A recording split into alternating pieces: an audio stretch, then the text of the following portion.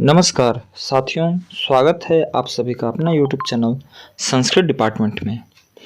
साथियों, आज कक्षा 10वीं के संस्कृत पाठ्य पुस्तक के पहले पाठ में हम चर्चा करेंगे पर्यावरण के बारे में। सबसे पहले चर्चा करते हैं इस पाठ की भूमिका के बारे में, क्योंकि इससे ही पता चलेगा कि पूरा पाठ किस संदर्भ में है। तो आइए जानते हैं इसकी भूमिका। अयं पाठः आधुनिक संस्कृत कवि हरदत्त शर्मणः लसलत्तिका इति रचना संग्रहात् संकलितो अस्ति। अर्थात यह पाठ आधुनिक संस्कृत कवि हरदत्त शर्मा के रचना संग्रह लसलत्तिका से संकलित है। आगे, अत्र कवि महानगराणां यंत्राधिक्येन प्रवर्धित प्रदूषणोपरि चिंतितमना दृश्यते। अर्थात इसमें कवि महानगरों की यांत्रिक बहुलता से बढ़ते प्रदूषण पर चिंतित हैं। सः कथयति यद् इदं लौहचक्रं शरीरस्य मनसश्च शोषकम् अस्ति। वह कहते हैं कि यह लौह चक्र तन मन का शोषक है। अस्मादेव वायुमंडलम मलिनम भवति। अर्थात जिससे वायुमंडल और भूमंडल दोनों मलिन हो रहे हैं। कवि महानगरीय जीवनात् सुदूरम नदी निर्झरम वृक्ष समूहम लता कुंज पक्षी कुलकलरव कुदितम वन प्रदेशम प्रति गमनाय अभिलषति। अर्थात कवि महानगरीय जीवन से दूर नदी निर्झर वृक्ष समूह लता कुंज एवं पक्षियों से गुंजित वन प्रदेश की ओर चलने की अभिलाषा व्यक्त करते हैं। अर्थात पूरे भूमिका का सारांश यह है कि नगरों में प्रदूषण जो बढ़ते जा रहे हैं, यंत्र की बहुलता जो बढ़ती जा रही है, मशीनीकरण जो बढ़ रहा है, उससे दूर कवि प्रकृति के शरण में चलने की इच्छा व्यक्त करते हैं। अब आइए कविता पढ़कर आगे पाठ को समझते हैं। दुर्वहमत्र जीवितं जातं प्रकृतिरेव शरणं शुचि पर्यावरणं महानगर मध्ये चलदनिशं कालायश्चक्रं मनः शोषयत् तनुः पेशयद् भ्रमति सदा वक्रं दुर्दान्तैर्दशनैर्मुना स्यानेव जनग्रसनं शुचि पर्यावरणम्। इसको अन्वय के माध्यम से समझते हैं। अत्र जीवितं दुर्वहं जातं प्रकृतिरेव शरणम। अर्थात यहाँ जीवन कठिन हो गया है, प्रकृति ही शरण है। शुचि पर्यावरणम भवेत्, पर्यावरण शुद्ध हो। महानगर मध्ये अनिशम चलत कालायश्चक्रम मनः शोषयत् तनुः पेशयत् यदा वक्रम भ्रमति। महानगरों में दिन रात चलता हुआ लोहे का पहिया मन को सुखाता हुआ, शरीर को पिसता हुआ सदा टेढ़ा घूमता है। अमुना दुर्दान्तः दशनः जनग्रसनम न एव स्यात्। अर्थात इस भयानक दांतों से मानव का विनाश न हो, ऐसा कवि इस पंक्ति में कहना चाह रहे थे। तो आइए इसी क्रम से अब दूसरी पंक्ति को समझते हैं। दूसरी पंक्ति है, कज्जल मलिनम धूमम मुंचति शतशकटियानम वाष्प्यान्माला संधावति वितरन्ति ध्वानम यानानां पंक्त्यो हनन्ता कठिनम संसरणम शुचि पर्यावरणम। इसको हम लोग अन्वय के माध्यम से समझते हैं। कहता है कवि, शतशकटियानम कज्जल मलिनम धूमम मुंचति ध्वनि वितरन्ति वाष्प्यान्माला संधावति। अर्थात सैकड़ों मोटर काजल सा मलिन अर्थात काला धुआं छोड़ती है। कोलाहल बिखेरती हुई रेलगाड़ियों की पंक्ति दौड़ती है। ही यानानाम अनंतः पंक्त्यो संसरणम कठिनम। अर्थात गाड़ियों की अनंत पंक्तियों में चलना कठिन हो गया है। कवि इस पूरे पंक्ति में यह बताना चाह रहे हैं कि महानगर में जो आज की स्थिति है कि चारों तरफ गाड़ियाँ ही गाड़ियाँ हैं और उससे जो प्रदूषण होता है, इसके चलते इस वातावरण में रहना कठिन हो गया है। अब आइए बढ़ते हैं तीसरे पंक्ति की ओर। वायुमंडलम भृशम दूषितम न हि निर्मलम जलम कुत्सित वस्तु मिश्रितम भक्ष्यम समलम धरातलम करणीयम बहिरंतर्जगति तु बहुशुद्धिकरम शुचि पर्यावरणम। क्या कवि कहना चाहते हैं इस पंक्ति में? तो इसको अन्वय के माध्यम से समझते हैं। ही भृशम दूषितम वायुमंडलम निर्मलम जलम न कुत्सित वस्तु मिश्रितम भक्ष्यम समलम धरातलम वही करणीयम अंत जगति तु शुद्धिकरम। अर्थात कि निश्चय ही अत्यधिक दूषित वायुमंडल है, निर्मल जल भी नहीं है। कुत्सित वस्तु कहने का अर्थ है कि हर चीज़ों में आजकल मिलावट हो गई है, रासायनिक मिलावट हो गई है। तो कुत्सित वस्तुओं से मिले हुए खाने के पदार्थ हैं। गंदगी से भरी धरती को साफ करना चाहिए।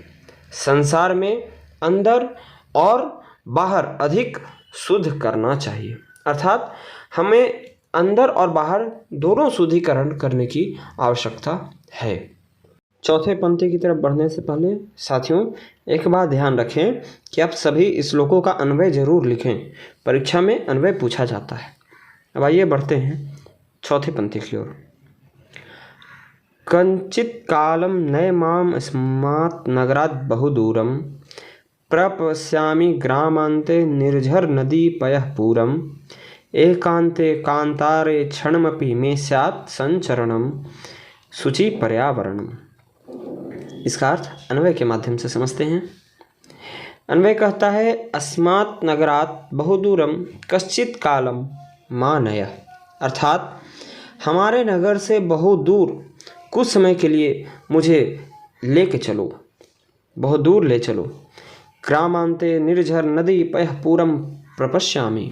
अर्थात गांव की सीमा पर झरने, नदी और जलाशय देखूं। एकांते कांतारे क्षणम अपि मे संचरणम स्यात्। अर्थात क्षण भर भी एकांत में वन में मेरा घूमना हो। अर्थात कवि की इच्छा है कि मुझे इस महानगरीय वातावरण से दूर ऐसे जगहों पर ले चलो जहाँ नदी हो, झरना हो और मैं वहाँ कुछ समय के लिए अपना समय बिता सकूं। आगे पांचवें पंक्ति की ओर बढ़ते हैं। पांचवा पंक्ति है हरित तरुणाम ललित लतानाम माला रमणीया कुसुमावली समीर चालिता श्यान्मे वर्णिया नवमालिका रसालम मिलिता रुचिरम संगमनम शुचि पर्यावरणम। इसका अर्थ हम लोग अन्वय के माध्यम से समझते हैं। अन्वय में है मैं हरित तरुणाम ललित लतानाम माला रमणीया। अर्थात हरे भरे वृक्षों की, सुंदर लताओं की सुंदर माला है। समीर चालिता कुसुमावली वर्णीय स्यात्। अर्थात हवा से हिलाई गई फूलों की पंक्तियाँ मेरे लिए सुंदर हो। मिलिता नवमालिका रसालम रुचिरम संगमनम स्यात्। अर्थात आम की नई पंक्तियाँ रुचिपूर्वक प्राप्त हो। ये पंक्ति आशय यह स्पष्ट करता है कि आज जो हम महानगर में देख रहे हैं कि हम प्रकृति से कितना दूर होते जा रहे हैं। हम सुंदर फूल पौधे प्राकृतिक रूप से नहीं देख पाते, हर जगह कृत्रिम लगाए जा रहे हैं। तो यहाँ कवि की इच्छा है कि उन्हें पेड़, फूल पौधे, आम की पंक्तियाँ जो है वह रुचिपूर्वक और अच्छा प्राप्त हो। अब आइए समझते हैं छठे श्लोक को। छठा श्लोक है ऐ चल बंधो खग कुल कलरव गुंजित वंदेशम पुर कलरव संभ्रमित जनेभ्यो धृत सुख संदेशम चाकचिक्य जालम नो कुर्यात् जीवित सहरणम शुचि पर्यावरणम। इसका अर्थ भी हम लोग अन्वय के माध्यम से समझते हैं। अन्वय है अई चल बंधो खग कुल कलरव गुंजित वन देशम चल। अर्थात हे बंधु, पक्षियों के मधुर कलरव, कलरव अर्थात चहक, तो पक्षियों के मधुर चहक से गुंजित वन प्रदेश में चलो। मतलब वैसे स्थान पर चलो जहाँ पक्षियाँ अपना कलरव करती हो। पुर कलरवम संभ्रमित जनेभ्य धृत सुख संदेशम। अर्थात नगर के कोलाहल से भ्रमित लोगों के लिए सुख संदेश धारण करो। और चाकचिक्य जालम जीवित रसहरणम नो कुर्यात। अर्थात चकाचौंध भरी दुनिया जीवन के आनंद का हरण नहीं करें। अर्थात जीवन में जो आनंद है उसका हरण होते जा रहा है महानगर में। तो कवि चाहते हैं कि हम वन प्रदेश में चलें, ऐसे वन प्रदेश में चलें जहाँ पक्षियाँ कलरव करती हो और हम चकाचौंध से दूर रहें। अब आइए समझते हैं 7वें श्लोक को।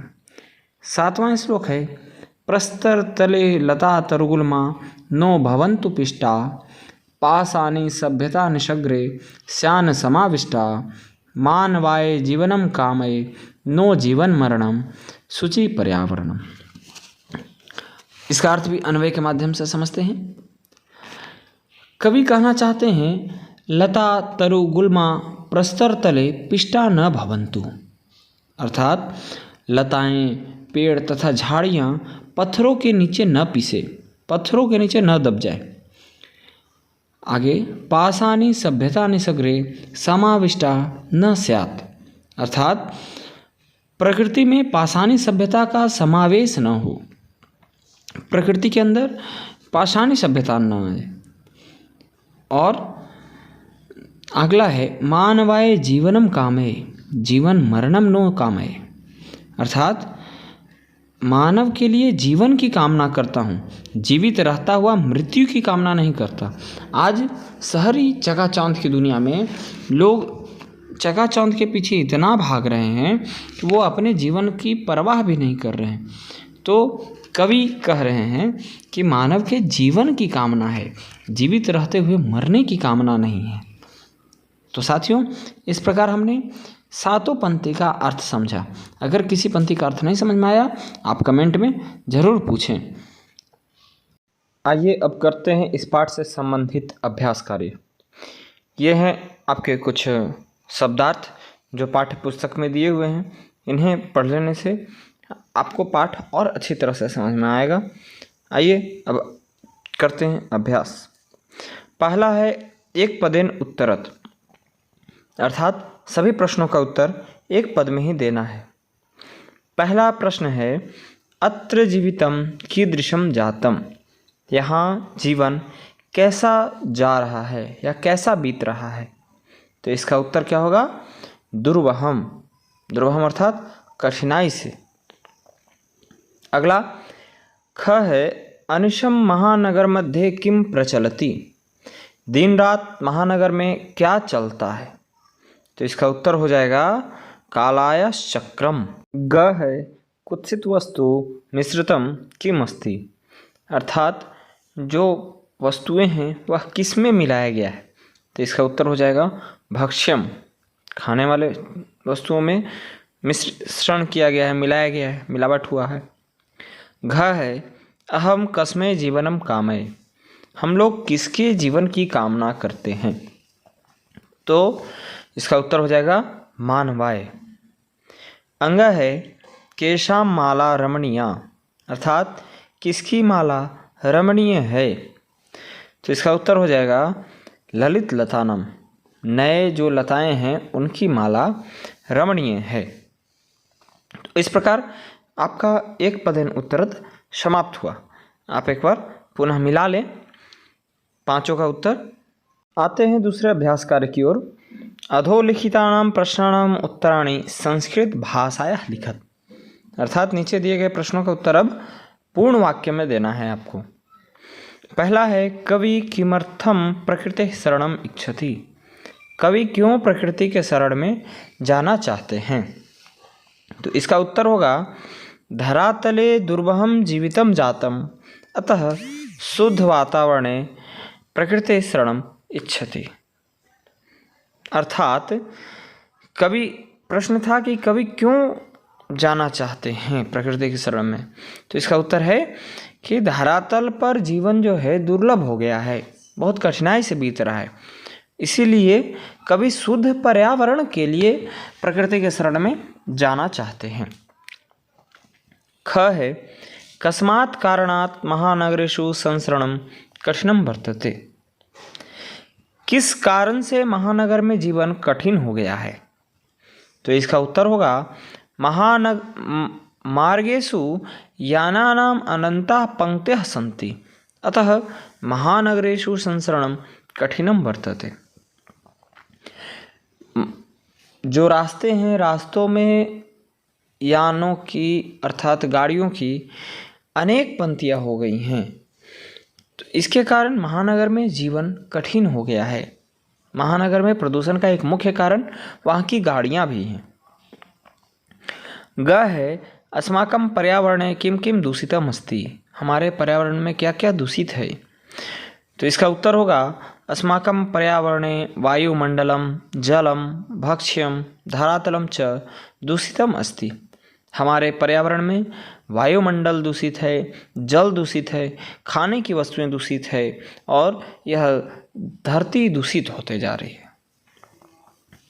घ है कवि कुत्र संचरणम कर्तुम इच्छति। कवि कहाँ घूमना चाहते हैं, तो इसका उत्तर होगा कवि नगरात् बहुदूरम ग्रामांते एकांते कांतारे संचरणम कर्तुम इच्छति।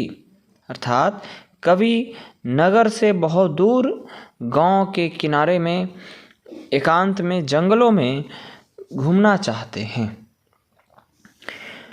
अंग है स्वस्थ जीवनाय कीदृशे वातावरणे भ्रमणीयम। स्वस्थ जीवन के लिए कैसे वातावरण में घूमना चाहिए, भ्रमण करना चाहिए, तो इसका उत्तर होगा स्वस्थ जीवनाय खगकुल कलरव गुंजित वंदे से शुद्ध वातावरण भ्रमणीयम। स्वस्थ जीवन के लिए हमें खगकुल कलरव अर्थात पक्षियों के चहचहाहट वाले वन प्रदेश में, जहाँ पक्षियाँ कुंजित होते हों, जहाँ पक्षियों की चहचहाहट गूंजती हो, वैसे प्रदेश में घूमना चाहिए, अर्थात शुद्ध वातावरण में घूमना चाहिए। अंतिम पद्यांश से कवि का कामना अस्ति।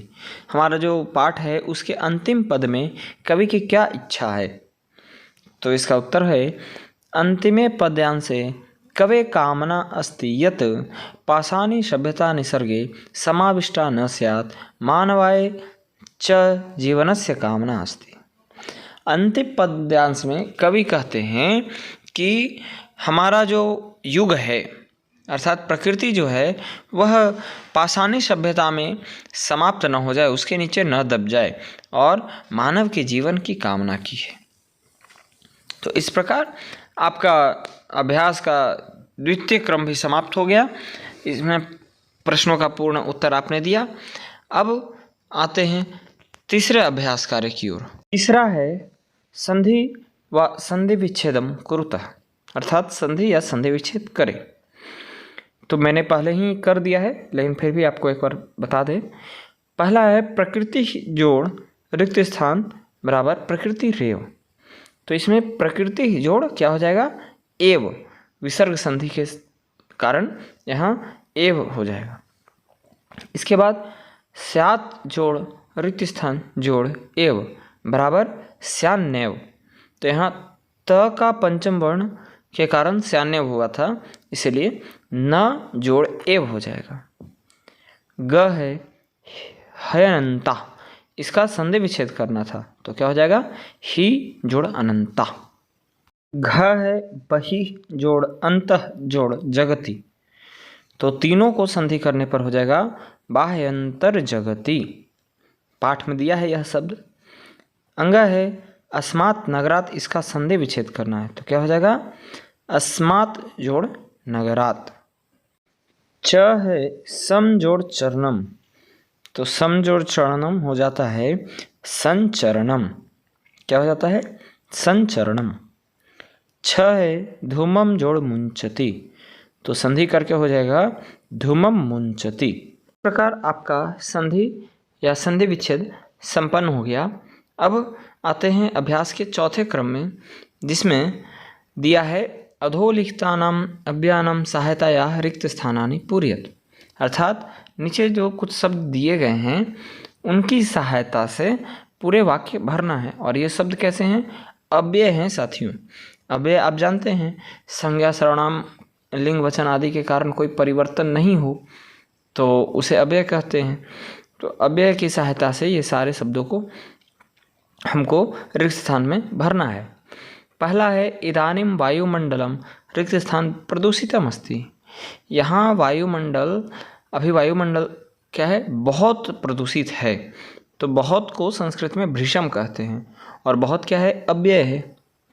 इसके बाद रिक्त स्थान जीवनम दुर्वहम अस्ति। तो इसमें अव्यय भराएगा अत्र। अत्र अर्थात यहाँ जीवन कठिन है। घ है प्रकृति वातावरणे क्षणम संचरणम अपि लाभदायक भवति। अर्थात प्राकृतिक वातावरण में कुछ क्षण के लिए भी घूमना लाभदायक होता है। अपि का अर्थ है भी।